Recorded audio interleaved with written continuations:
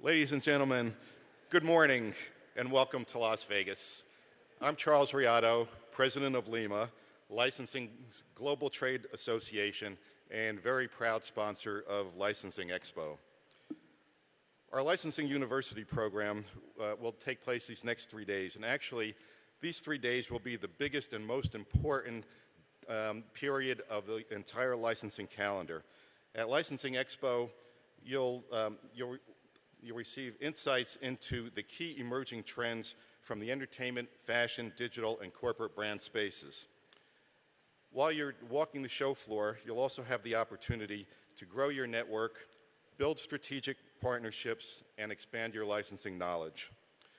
So now, we're really excited to kick off this year's show with an absolutely stellar executive panel that will delve into the hot topic of the future of retail. Lima has assembled some of the top merchants and brand experts in the industry to give us perspective into where retail is headed and how we're getting there. So without any further delay, I'd like to introduce to you Lima's Senior Vice President of Industry Relations and Information, Marty Brockstein, who will present our esteemed panel. Thank you all for attending, and I wish you a very successful Licensing Expo.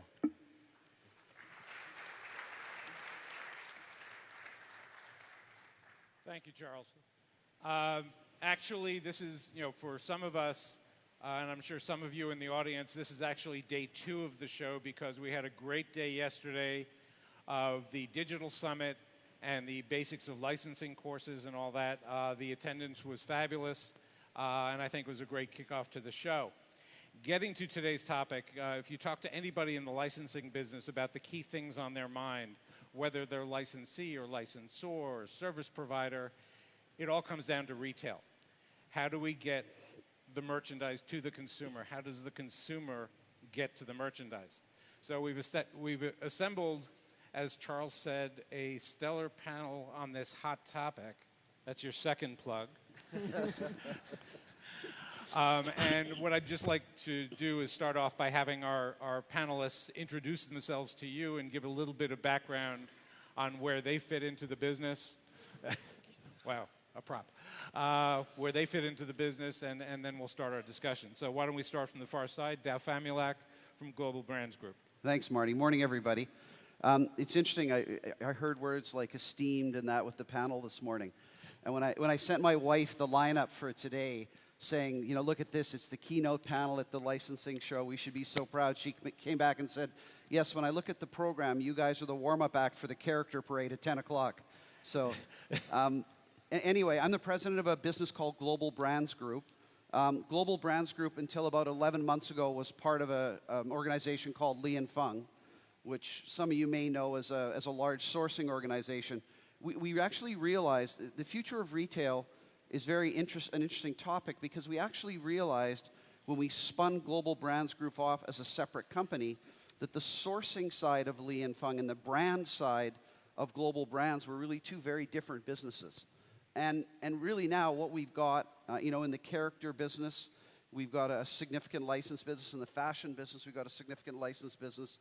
And we also own or have very long-term licenses with a number of brands. So really, I always say that I'm the president of a $3.5 billion startup that's really looking to the future and to where brands are going, whether you license them, whether you own them, whether you wholesale them, whether you distribute them, whether you retail them. Mm-hmm. And we do all of these things. So frankly, the future of retail is something that we think about actually every day and where it's going. Any other $3.5 billion startups in the house? Okay. Next we have Richard Barry from Toys R Us. Hi, good morning, everybody. Great to see everybody so bright and early. So I'm the Global Chief Merchandising Officer for Toys R Us, and as well as looking after the merchandising for the US part of our business, I look after and manage our Global Commercial Committee, which basically manages our interactions and partnerships with our vendor partners and the licensing community around the globe so that we can build programs and initiatives and really drive business. I'm a long-term person in the toy industry, around 30 years. And as well as that, I also, on the sourcing side, look after our global product development and sourcing parts. Great. And next we have the woman who's gotten 2 plugs so far, Lisa Harper from Hot Topic. Hi, everyone. Good morning. I'm Lisa, the CEO of Hot Topic. I've been in retail years, and previous to this, I was the CEO of Gymboree, so pretty much the entire gamut of retail from Gymboree to Hot Topic. I don't think you get further apart than that. And for fun, I own and operate a hotel in Mexico near Cabo, where we just had a hurricane and it survived. So, because retail is fantastic, but you've got to have a diversion. Love Hot Topic. We're the 4th largest character licensed retailer in the U.S. after Walmart, Target, and Disney, and the first music license seller in the U.S. Even though you think we're goth, Disney is actually our largest license in the store. So you can think we're goth as long as you want. It's fine with me. We're good with that. And just happy to be here this morning. Great. And closest to me, Mike Fitzsimmons from Delivery Agent. Yeah, so I'm the CEO of Delivery Agent. I had the privilege in our warm-up session earlier of being told that no one has any idea what we do. So I made a game time decision to do an interactive demo of what we do, and I'm just gonna throw this out. Who watches HBO in the audience? All right. Who has seen Silicon Valley, the television show? Have you seen this T-shirt? All right. Do you have one of these? We don't have to keep putting the hands up. But if they are going to zoom in on this, you'll get a shot of the HBO online storefront where you can buy this T-shirt, right? So that's what we do. We're an outsourced e-commerce platform that enables media and entertainment brands to sell consumer goods directly to their audiences. Our mission in the world is twofold. One is to help our partners engage better with their fans, but 2, and as importantly, is to generate incremental revenues for our partners by enabling them to not only generate wholesale royalties, but also start to participate in the retail revenue stream. So that's what we do. Okay. That took less than the 10 minutes we had allotted for I agree. it. So. I'd like to start off with kind of a question about the role of the physical store. Everybody's talking about e-commerce. Most of the bricks and mortar retailers have e-commerce arms. But Richard, is the role, you have lots of stores around the world. Is the role of the physical store changing? Some almost think of physical stores in the business as showcases, where the real business is done elsewhere. So where do you see the physical store fitting in going forward? Well, the physical store is still the core of our business. The vast majority of our sales are completed in physical stores, and while we have a very strong digital business, the vast majority of our sales, around 90%, globally is transacted in stores.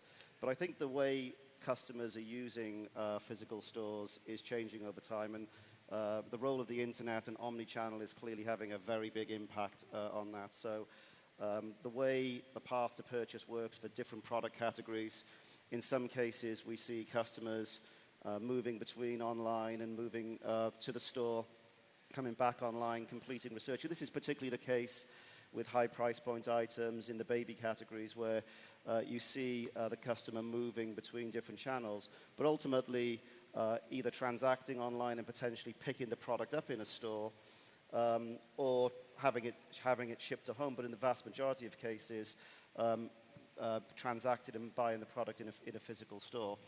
We're also seeing the store being the marketplace for showing our extended assortment through some digital technologies that we have in the store, but also in terms of the customer being able to take some of those items that we don't physically stock in a particular store. Not all of our stores are the same size, but we can offer the complete assortment by, for example, shipping to the store, so the customer gets that advantage without the expense of potentially shipping to their home. So that's one part, I think, where things are changing. But it's also in the industries that we play in. We're in the toy business, we're in the entertainment business, and the role of the store is extraordinarily important in terms of building brands. If you walk into one of our stores, we're proud to have big feature sections at the front of the stores really highlighting key entertainment properties. And if you watch a kid come into our store, you know, their jaw will drop when they see a Turtles feature shop or a Disney feature shop or a Minions feature shop that's coming, and Jurassic Park that's coming up right now. And that is something that you can't do with an online experience. Yes, you can show great content. Yes, you can show the items, but showing the vast array of products all in one place. And then the store can be the place really to extend the story. We believe that we are a place to extend what the entertainment companies are doing, what the licensees are doing, in really building out brands, really extending the story. And we can do that by bringing the products to life through technology in store. We can do it through the use of demonstrations and events. And we have got a great partnership with the Lego company who run make and take events in our stores. And that really shows you just how you can really engage kids and families when we have tens of thousands of kids show up at a weekend. So the store has a massive importance in thinking about that path to purchase, but also in building brands. And for us as the authority in toys, you know, we believe that we can act as true brand ambassadors to really bring toys to life in a way that you can't do online. No, that would seem to present a lot of operational challenges, making all this seamless. Lisa, you and I were talking a while ago about this whole, it's not physical versus digital, but that you need a seamless kind of experience. Sure. We know that if our customers are shopping both channels, online and in store, they spend about 2.5 times more than if they just shop one channel. So our favorite customers are our multi-channel customers. We try to make it as seamless as possible for them to buy online, pick up in stores, obviously return in stores, no matter where they bought it. And we are doing everything we can to encourage more of our customers to use all channels, all distribution channels as seamlessly as possible. Yeah, there's all sorts of logistical issues with that, and I love the whole shiny approach that, you know, every store should become its own kind of distribution center, which I don't believe in. I think that stores are there for stores, and I don't want to pay mall developers any more money just to store more stuff in the back room. They make enough as it is. I hope you're not here. Love you guys. But I really feel like we can do that better from our central distribution points and manage our inventories very actively in the stores and be able to, but most importantly, we love to get that customer as seamless as possible. And we know that they love the search function on our website so that we know that they're coming to look for specific things, and then it's our job to cross-sell them. At the same time, our store experience is a treasure hunt. We don't have the benefit of giant boxes. We have tiny stores that we pack as much stuff in as we possibly can, but that environment really appeals to our consumer. Our customer loves to kind of see what's new, what's happening, and we try to be on the leading edge so that it is a treasure hunt kind of experience for them. What they're discovering all the time. It works. It has to work seamlessly, and it's not one answer or the other. We also know every time we open a store, it drives, you know, a couple $100,000 of additional business online. So we look at the analytics constantly to understand what that relationship is, and as we're seeing it continue to build and build and build, and that relationship is more and more important as we move forward and more profitable. Yeah, Dow, I mean, you have a very global perspective on this. Would the answer be different in other parts of the world in terms of the role of a physical store, and, you know, as your brands and your merchandise is getting there as it is here? You know, I think it is different, and it's different because of how you lead. And if you think of even the people we have up here, we all lead a little bit differently. You know, we've got a brand called Fry, and we really only have 4 stores. We've got more stores in China and Europe with Juicy and the Middle East. But the reality is that if you didn't start with a whole bunch of physical stores, you're going to be thinking differently. You're going to be thinking differently and probably a bit more judiciously about how you open the stores. However, I would echo what the other 2 panelists have said, is that the store is still the center of where and how people shop. But it's become much more complicated and much more complex. You know, I read an article about historically people had one way to shop, and that was in the store. And they would come into the store to look at stuff, they would try it on, they would buy, and they would leave. So there was one way to shop. Now with all of the different, between mobile, laptops, computers at home, the store, a consumer has 64 different ways to shop to get to that end purchase. And I think you have to look across all of those channels and understand where you start from. If you think about China and how mobile the Chinese consumer is compared to the number of stores that there are, it's radically different than the US. And what's interesting is here in the US, you know, Black Friday has really become Black November, right? There's no urgency to Black Friday anymore. The Black Friday numbers keep going down. But on Singles Day in China last year, on Alipay alone, so Singles Day is 11/11.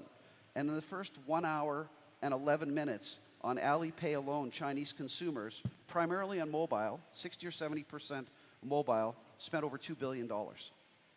So there's... That's a good day. It's a good hour. It's a good hour, right? So I think that it's about focus, but the store is very important, and will continue to be important. Right. Mike, you don't have physical stores. How conscious are you of what's going on in those physical stores, and how does that play into how you run your business? I think we're most conscious because our partners are challenged to exploit those opportunities as effectively as they have in the past. So it increases sort of the stakes for us to be really good at what we do. There is a shift taking place, right? The ability for the license holder themselves to directly sell to the end consumer is real, and it's here. And so that's it's a big part of the catalyst of what sort of drives innovation within our business. Okay. Dow, are we, as some have said, in a zero-sum game of stealing share? Is anyone really expanding the market, and if so, who and how? If not, how does everybody expand the pie? You know, again, that's a geographic question in a lot of ways. In the U.S., whether it's zero-sum or not, let's say it's certainly the most mature market, and you are shuffling market share around a little bit more in the U.S. The one thing that I will say is that character's continuing to grow, and I think that character in particular will continue to grow because kids are having more and more of an influence on what gets bought because they're going online earlier. My daughter is 8 years old, and she has a very, very strong view already of what she wears and what she won't. Historically, the kids may have had a strong view, but they didn't have as much access. So I think the focus on that actual wearer of the product versus the mother as the consumer, I think that's changing in the U.S., particularly in that 9 to 14 set. So I think that should be a focus, and that's who's going to take a bigger piece of the pie. In other parts of the world, Europe, probably similar to the U.S. Again, Asia, I go back to Asia, places like China and India. The middle class in China is growing. A little bit slower than most people thought it did, but the middle class is growing. And also the one-child policy has had a dramatic effect on retail in China because you've got two sets of grandparents, you've got aunts and uncles, you've got parents all buying product for a smaller number of kids, but spending a lot more money on it. So the one-child policy has really, really had an impact on retail. India is behind China, but more and more and more consumers are starting to come online. So to say that it's a zero-sum game, if you're very U.S. focused and U.S. centric, like a lot of people here probably are, I don't think anything's ever a zero-sum game, but it's a more mature market. And I think one of the issues that we have in consumer goods is that when you've got apparel and other consumer goods versus all of the online product, the smartphones, the computers, the things that kids want, you know, again, my 8 and 6 year old live on their iPad and their Nook, right? that's consumption dollars that came out of the apparel world. So I think it's more mature here, but I really think that the rest of the world, again, particularly Asia, there's huge opportunity for retail expansion. So Yeah. I look at it a little bit differently in that I do think the pie can expand. And I think because there's so many different delivery methods for content now. So streaming has substantially changed what licenses are relevant.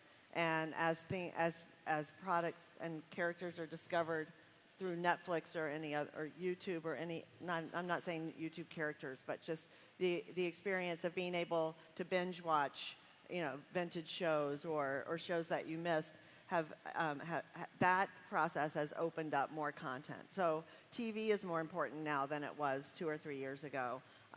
Vintage shows are more important than they were a couple of years ago. So I think content, the access to content, and the fact that you're always on your phone or your iPad streaming that content at everywhere you go has opened up a lot of additional fandoms out there that has expanded the pie. At the same time, retailers are notorious for, beating something to death. And I think the fundamental aspect of, slicing specific elements of this pie too thinly, well, we have to banter back and forth between retail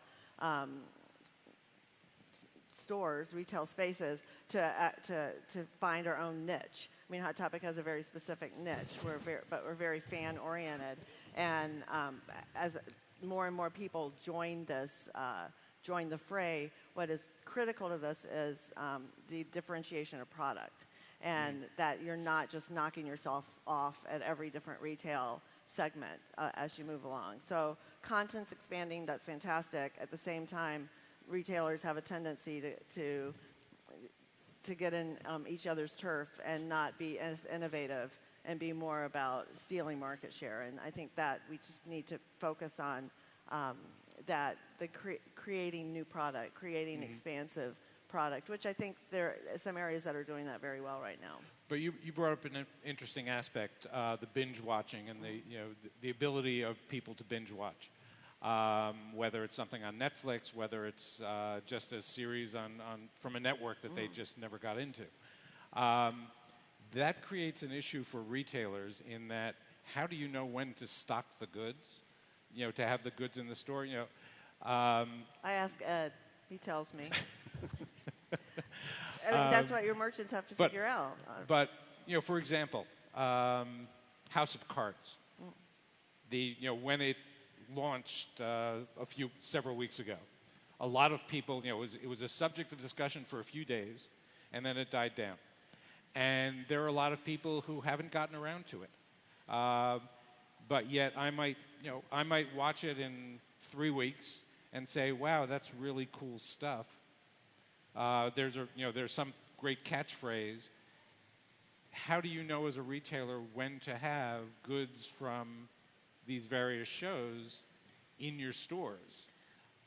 Well, you can test online. So the easiest thing to do is there are different life cycles for different properties. So Batman lives forever. Yay, love Batman. And other things come in and peak with a release or peak with as the show comes back into cycle. Some things folks don't discover for several seasons, and then they build. And we test and react essentially. So I think that we have to be more nimble as retailers and be able to take buyers who really understand this consumer and understand the categories, and then test into those and be able to analyze the life cycle and make inventory decisions based on that. Okay. But I think the role of Netflix, in the kids space, that actually acts as an opportunity. YouTube does as well. Kids are voracious consumers of content, and that clearly means an opportunity to widen. You spoke about the fact that there are many other properties that wouldn't have seen the light of day in the past that are now able to get significant exposure. If you think about a property like Minecraft, which is a video game that there was virtually no marketing behind, that became a viral phenomenon, and what drove that viral phenomenon was actually kids watching other kids play the game, and both where the content is placed, but also I think the whole social media that is around that content and the channels that it's being distributed through is massive in terms of driving business. So while I think there's a challenge in maybe some of the niche areas, it's much more of an advantage in really being able to test and exploit many more properties overall. And as a specialty retailer, we love it. So two things. I think the TV phenomenon question is something we live every day in our world, and we're real time and all that good stuff. And the answer is data, truly. I mean, we've been doing this a decade. We have some of the most sophisticated predictive models that help us understand, based on the season of a show, the genre of a show, the demographic of the audience, how successful we believe the show is going to be. House of Cards is a client of ours. We went lightly in this last season, but season 3, that will take off as a licensed brand for us, right? So data is a big part of this whole equation. The other beauty of digital commerce is you can read and react really quickly, and this can hit all aspects from manufacturing, of doing on-demand manufacturing, to not having to get long on inventory, and really understanding when you're going to kind of calibrate the product innovation, the product development cycle with the stage that the property is at is really the name of the game. But I wanted to go back to your question about the zero-sum game and just give you a case study, give you some real data on that one, because I think this is highly relevant. One of our clients launched a program with us this summer, as innovative a program as I've seen.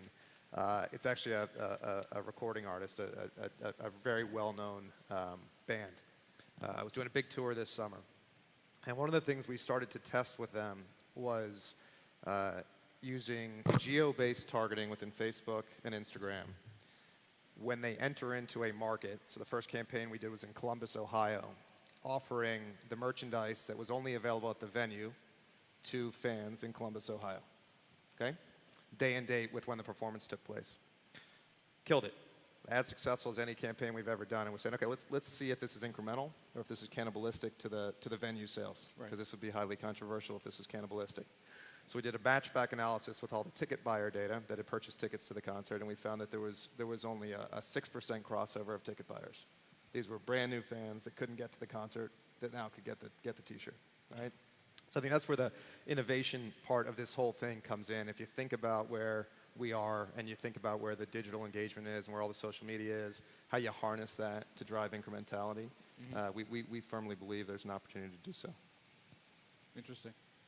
Dow, how do you track licenses? How do you track the entertainment side of the business? Well, it's a good question, and when you look at it, the one thing we have out there is there's a plethora of choice when it comes to various licenses. All the panelists talked about the different ways that you can bring product, and you really have to work strategically with both the brand partners and the retail partners to determine where you're going to have the greatest level of success, where you're going to have the greatest bang for your buck, so to speak. And I know it's another question, but one of the things that we've absolutely found, we've gone through a period of time, and I was reading in the summary of yesterday where one of the retailers talked about overlayering of licenses, and then you get stagnant product, and you get everything being the same across all of the retail channels. And really what you need to do is, we have the most success with brand partners when the license is more strategic. When, I don't want to use the word exclusive, but where there isn't as much overlayering, where there's more focus. And then you go to a select number of retail partners, you have the same focus with those partners. And I think that when you talk about the future of retail, it's that strategic focus and strategic discussions with both the brand owner and the retailer that's going to allow you, as if you're a licensee, if you're a wholesaler, which is the bulk of our business, that's going to allow us to have the greatest wins, to service the consumer in the best way we can, to drive profitability in the retailer and the brand owner as well. So it's not as much about tracking it as trying to be strategic with your partners and create the demand. What did Steve Jobs says? Nobody knows what they want until I tell them. I mean, that was really one of his precepts at Apple. And I think it's, if you're forecasting or if you're tracking, you're already behind. You're already out of the gate. If you're not driving that demand with strategic relationships with brand owners and retailers, you're at the whim of the market.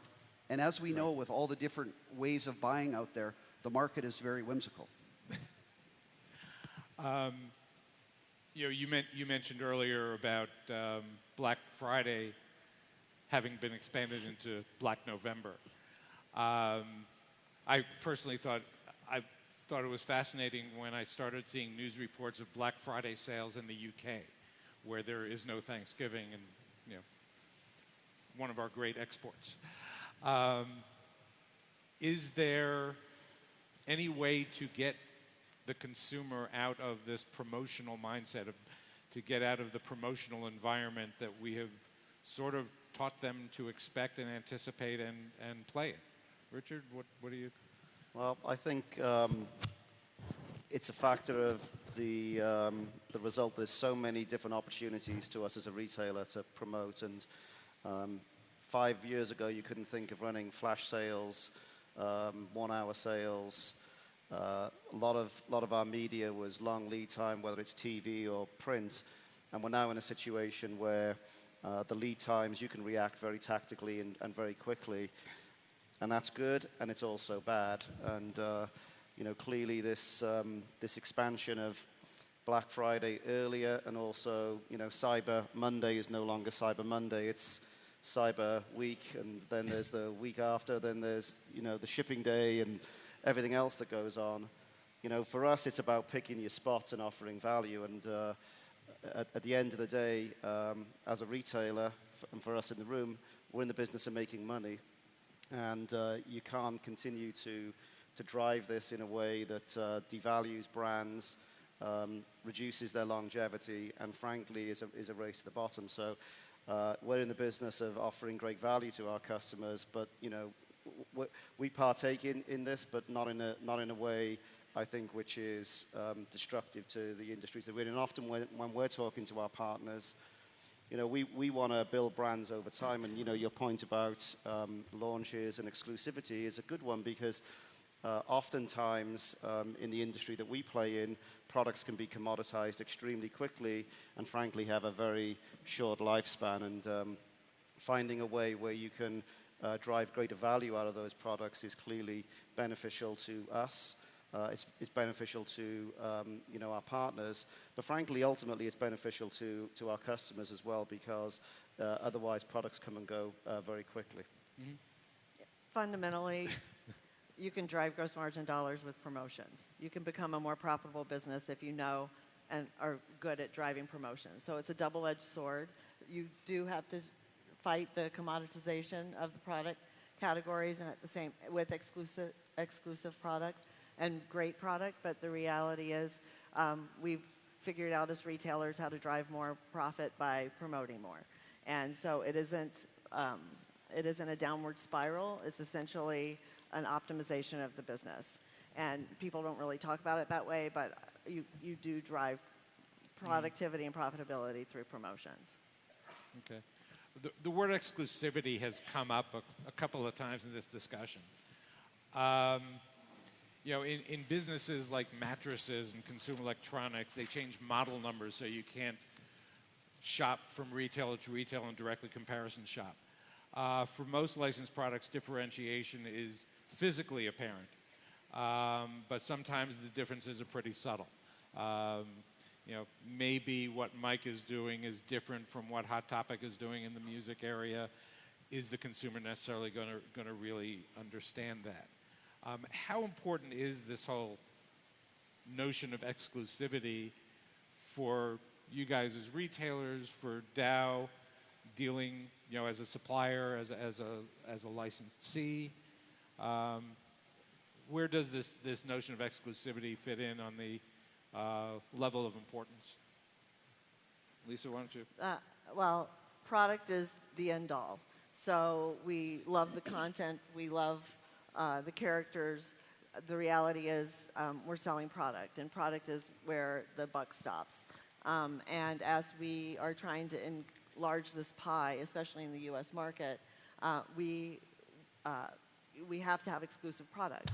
we have to, as you know, the Batman logo shirt's going to sell great, and it's going to sell great at every level. But the reality is the fan wants more. The fan wants the next level. And we have a couple of, we need licensors to kind of open up the vaults and allow more innovation in product and to be able to promote more innovation in product. And at the same time, we have kind of the other side of this, which is with licensees who do kind of honor that exclusivity with us and are great partners. Licensors will sometimes open up that same license for another licensee to be able to go knock that product off and sell it to the person that they've been that our partner has avoided selling it to our benefit by being a great partner. Does that make sense? No, it doesn't make sense. It's absurd, but I think it's that the fight for market share and the fight for exclusive products. So this business is art and science. We talk about data all day long, but the reality is you've got to have the art of this business. You have to have the art of the product, and we have great partners who work with us on that. But sometimes it gets sliced and diced a little too finely by whether it's the licensors or other licensees. And we're constantly fighting that battle. Are those conversations about exclusivity primarily happening with the licensors or with the licensees, or is it kind of a mix of both? A mix of both. But we're having them more with licensors now because that's the need that we have in the marketplace. And so, I mean, Cinderella was a tremendous example when Louboutin's doing shoes and they're in the windows of Harrods. And that's just an amazing story for that brand. And we think that opening up that world to product is very exciting going forward. Licenses are the brands now. I mean, we have a generation that grew up on Ariel that loves Ariel 20 years later. I think it's 20 years later. And Star Wars. Has anybody heard about that movie Star Wars that's coming out? But that there are legacy plays out there that keep reinventing the content, and you can go back to the classic and you use the new content, but to open that up to a broader range of product and a higher, more segmented layers of product is really exciting, and some folks are great partners at it, and some folks really just like to put the logo on the T-shirt. And care to name names? No. We love you all. But we're constantly searching for new categories, new product, and innovation in product. So, Richard, exclusivity on the hierarchy of goals? Extremely important, and I'd echo many of Lisa's comments. That, exclusives in themselves are nice, whether, in your examples, in your intro, mattresses having, different barcodes, etc. on. That's great. What really matters in exclusivity is having great product with great innovation, something which is going to be compelling and different for our customers. And also the role that we can bring to our partners in terms of either testing into a concept or actually building greater life. And in the toy business, many franchises are built on the back of driving scarcity, driving the desire to want product overall, and sometimes having an exclusive or a launch. And exclusivity comes in many ways. It can be a product launch or a product window. It can be items. It can be segments. It can be brands. And we work on all of those. But they're extraordinarily important to us and our business and to driving our authority position. But, of course, the customer wants the full assortment as well. So for us as a specialty retailer, we're going to offer the full assortment, but having those things that are going to be a new and different surprise is extraordinarily important in a customer choosing us over other people they might choose. Dow, as a brand owner and as a licensee, how do you manage exclusivity? The reality of everything is, and it's interesting to listen to the other panelists talk about it, because we think exclusivity, strategic partnerships, working deeper with fewer large partners is absolutely important. What Lisa was just talking about for something different there. Of course, Cinderella's 50 years old this year. We all know that. We have a fashion brand in the UK called Courage and Kind. And we went to Disney and said, Disney, give us all of your artwork for all of your vintage princess characters, and we're going to create a line out of that. And we went to Harrods, we went to Selfridges. Harrods loved it so much that we actually had 3 windows in Harrods with this brand, the product really being only in Harrods, a little bit in Selfridges. And the consumer there gave us permission to charge prices that you would never think of for character because of the nature of what we did. And then in Italy, again, similar when you talk about exclusivity, and this is a multi-product department store. What we've done is we've said, give us some tables in your store, and we will put exclusive product on those tables. So we control, well over 1,000 tables in a major Italian retailer. Primarily, the product that goes through there, it doesn't go through anything else, and that's been an incredible success for us. Mm-hmm. So, again, and I talked about it earlier, and Elisa talked about it. The discussion has to start with the licensor or the brand owner, and my very strong view is that having fewer licensees and more focused, deeper relationships is absolutely going to drive value for brand owners, for licensees, and for retailers. How, just on your Italian example, how did the consumer know that they were looking at something exclusive? Was this really billboarded that, only at, as Macy's does with some of their brands?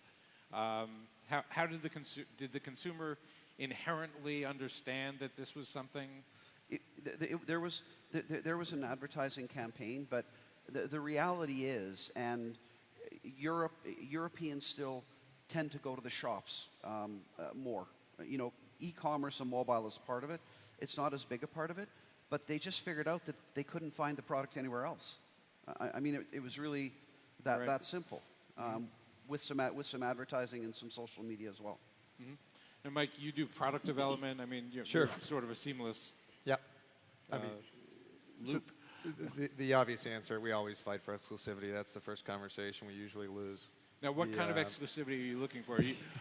I don't know that any of us really know. We just like the word. I'll tell you what the reality is. Is it channel? You just want e-commerce exclusivity, or we want to. What are the levels of things that you're going to get turned down on? Direct-to-consumer e-commerce exclusivity is what we'd ideally like to have. But I'll tell you, we sort of do take it one layer further. A big part of our business is enabling our partners to harness their fan relationships, right? And just to give you some headline numbers, our partners in aggregate have over 2.5 billion Facebook fans of their properties, 1.7 billion Twitter followers, 950 million Instagram followers, right? So we do a lot of work helping them harness those audiences. And one of the things we have learned is that you have to be extraordinarily respectful of that consumer, right? We are all so distracted. We got so much coming at us now. And we have a thing that we say around our office, and we call it first, best, or only. That's sort of our strategy. And so if we can be only, which is truly the exclusive, that's good. If we can be first, that's very good too. If we can have the best offer, price, whatever that is. But we are very conscious about trying to create a value proposition for the consumer that doesn't waste their time, right? And gives them the opportunity to sort of exploit their fandom and their relationship with the property itself. Okay. I'm going to switch gears, and this is something we didn't really discuss beforehand or prep for in any way. The subject of this panel is the future of retail. If we're sitting here 2 to 3 years from now, put on your broad prognostication caps. What's different? What do you think the changes, or what are some of the forces that are playing out now that people out here, whether they're brand owners, whether they're licensees, whether they're just happened in off the street, whatever. What should they be conscious of? What do you think are the issues and forces that are playing out and are going to shape this future of retail and where are we headed? Dal, let me start with you. Sure. I guess it is the title of the panel, so we had to get to this eventually. Yeah, eventually. I think there's no question that the world is changing faster than it's ever changed before. When I think about it, I think about the fact that my 6-year-old son is older than the iPad. And we all feel like the iPad's been here forever, right? And that's how quickly things are changing. So I think for any of us up here to say, this is where retail's going to be in 3 years, 5 years, or 7 years, or whatever, it's difficult. And what I would say is I'd look at it a little bit differently. That you have to really understand a few things. First off, I think you have to understand the world. You have to understand your world. And when I say your world, everybody in this room has a different world. Global Brands Group has a business across the world. Toys R Us has a business across the world. Hot Topic is focused primarily here. So you first have to understand the world. Then I think you have to understand your customer, whether that's the retailer or the consumer, and how that customer is changing. And then I think you have to understand your business. And the one thing that I can tell you, and I agree with Lisa, that the new normal is a promotional world that we live in. So where you're going to be profitable is on the buy, in your cost of goods sold, and on your SG&A. That's where, I don't care which business it is, brand owner, licensee, retailer, that's where it is. And to the extent you can, you have to remain nimble.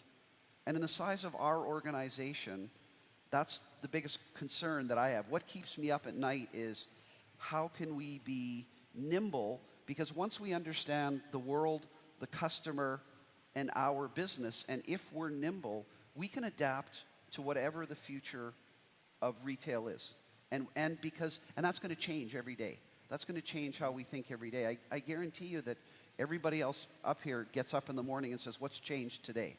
So, and while you have to, I mean, it takes time to build physical stores and things like that, but I think if you understand that paradigm and you really understand it and you really execute, then whatever the future of retail is, and it's clearly omni-channel, it's clearly mobile, it's clearly all of those things. But that means things like single inventory to draw from. That means things like managing the supply chain. That means there's a number of things that you have to get down in the details for. But I think if you remember, to me, those three broad things, that's how I think about it anyway, you're going to be a long way down the road to being able to adapt to what the future of retail is going to be. Mm-hmm. Richard, you want to take a crack at that? Well, I think I agree with many of the points here, but I think the big point is it's going to be about not necessarily the future of retail, but the future of what the customer thinks, and the customer is absolutely central to how we're going to have to respond. You know, what have we seen in recent years? Transparency of pricing. We've seen different channels opening up. We've seen social media and that's role changing the way people engage. We talked about new I think we all agree that the social media thing is going to go away, right? So at some point, I'm sure. But the roles of new entertainment channels like Netflix or YouTube, the way kids are engaging with products, and that sort of mashup of classical retailing and technology and social are the things that we all think about every day, about how we can think about how the customer is going to engage in that in the future. And that's going to determine many of our actions. The reality is the customer wants great value, they want great price, they want great innovation. I agree with Lisa, product continues to be absolutely king as a retailer, but they also want to be engaged and entertained. And if I look at our stores in China, or if I look at our stores in Japan, entertainment is much more of a role in retail as well, and thinking about how technology plays and entertainment, retailtainment plays, displays, events, those things are going to be part of what shapes the look, the feel of our stores in the future, as well as our online experience, because content is going to play a significant role there too. Lisa, what looks different in 2 years? I think the changes that will happen are a more seamless approach to the business. I think, you know, I'm a traditional brick and mortar retailer. I grew up in that. And I think we're just starting to truly understand the power of the multi-channel experience. So I think you come from a digital aspect, and so that's the world you know. I come from a brick and mortar aspect. That's the world I know. And I think that retailers, honestly, over the next couple of years are really going to start having kind of an exponential growth in their understanding of how to address their business in a seamless manner, and that it has to be you have to be able to deliver that experience 24/7 at any any venue and in any part of their. I was going to get weird there, but I decided to stop. And I think that brick and mortar really truly understanding the power of that seamless experience is going to change, and the people who get it are going to be successful, and the people who don't get it are going to be stuck in the mall with BOGO 50 every day. But I think the reality is that we're starting to figure out that combination of data and product. And I think as that over the next couple of years, I think that's going to change so that your e-commerce business, instead of a standard like in the teens or 20s, has an opportunity to be half of your business. And I think that your stores our stores now really understand that power, and our organization understands that power, and I'm seeing the organization shift toward that more seamless view of the business, and I think that's a transformational moment for retail that's going to happen in the near term. Do the stores become, you should pardon the term, delivery agents for No, the e-commerce business? It's not one or the other. It is every piece of this delivers the full experience. So the stores aren't shifting to be distribution channels. They're still coming in to shop and to find the new thing, and it's just another part of the experience. And I don't think we can segment it. I think the tendency has always been to segment it, and the reality is it has to be seamless. And the other word I love that we use a lot is nimble. And that's the fun of retail, right? You wake up every day and figure out what you have to do today to make this move. But one approach to the business, to the customer, to the experience, I think that transformation is going to happen dramatically in the next couple of years. I'd add just to that, there's this overwhelming amount of data and complexity that's going on. And our job is to try and sift through all of that and bring solutions to people through that data, things that are meaningful to an individual because of the way we use the data. But the business is becoming much more complicated, much faster, and actually you can be far more nimble in terms of things like promotions, but also in terms of talking to customers very directly. But that, I think, is that one-to-one communication and really being able to talk directly to individuals is going to be a big part of what we see in the coming years. Yeah, I think that speed aspect, when you all talk about being nimble, I think the speed at which things come at the consumer and come at retailers might be the biggest change that there's been over the past few years. And I think, that's probably something that's going to accelerate. Mike, how do you see the future? Well, I'll tell you one thing, just philosophically, it needs to shift. I had lunch yesterday with an executive of a large entertainment brand, and she made a great comment to me. She said about the license business, she goes, "We never make a lot of money, but we never lose money." Right? And there's some wonderful wisdom in that, and I think that's what's got to change, truly. I think that philosophy has to change. And one of the brands that we take or follow closely is the NFL. And if you follow what the NFL has done over the last 5 years, where they have basically shut down every brick and mortar retailer outside of the big boys, and they're selling primarily direct, and just look at what's happening to their contribution and their profitability based upon that strategic move. I think we do see a world where the licensor can sell directly to their end consumer. We see a world where that will drive higher profitability for them. We think that is where this thing ends up. I don't know. I don't think it's a 3-year story. I do think it's a longer term. I think his son will be on this panel in 20 years probably, solving that one. But and one thing just for the group where you can sort of get a peek into the future, and I'm a little plug for tonight.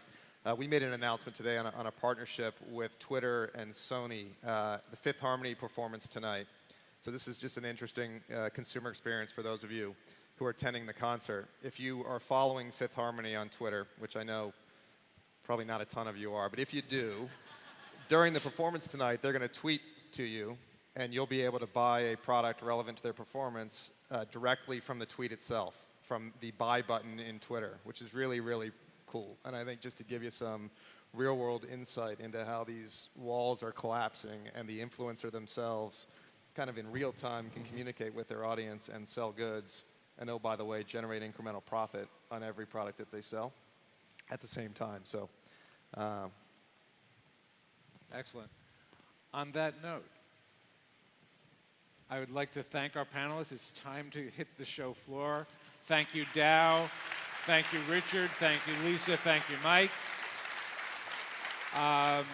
We've only scratched the surface of this topic. I think we could probably go on for a few hours and come up with some other facets. But I think it gives you an idea of the complexity that everybody is facing. Have a great show. Enjoy. Thanks.